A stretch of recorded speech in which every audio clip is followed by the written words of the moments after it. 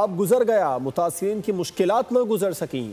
पानी सामान मकान और कई जाने तक बहा कर ले गया है। मता लुट जाने के बाद मुतासिरीन को अपनी जानों की पड़ गई है। रिलीफ कैंप से मुतासिरीन शदीद मुश्किलात से दो चार हैं। जलालपुर पीरवाला में कैंपों में जगह कम पड़ गई। सतलुज के पानी ने मोटरवे को भी लपेट में ले लिया।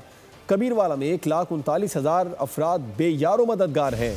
नकल मकानी करने वाले अफराद वबाई अमराज का भी शिकार होने लगे। DGPDM इरफान काटिया के मुताबिक 25 लाख से ज़्यादा अफराद को महफूज मकामात पर मुंतकिल किया।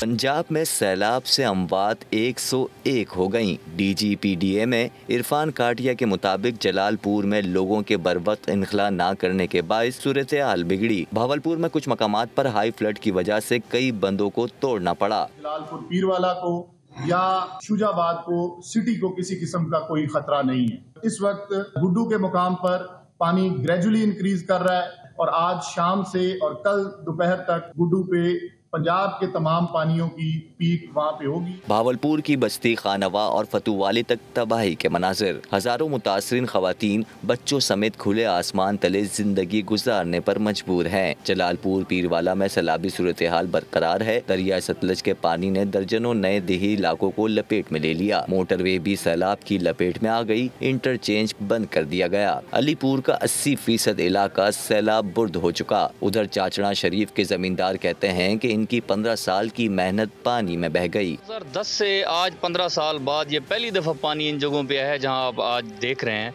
और इन 10 सालों में हमने ये ज़मीनें आबाद की थी, इन ज़मीनों को काबिल काश किया था, लेकिन इस दफ़ा पानी ने तबाही मचा दी। अपना कपा नुकसान है, अरबी करोड़ों की नुकसान हुई पई है, मकान गिरे पाए। सानू कोई तंबू ऐसा मिले जावे, मेरे बच्चे भी बेच लोक वंजन, मैं भी लोक वंजन।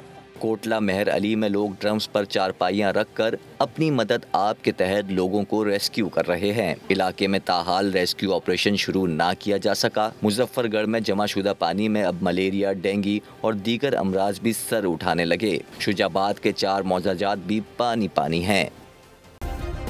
सब्सक्राइब करें और बेल दबाएं ताकि कोई खबर रह न जाए।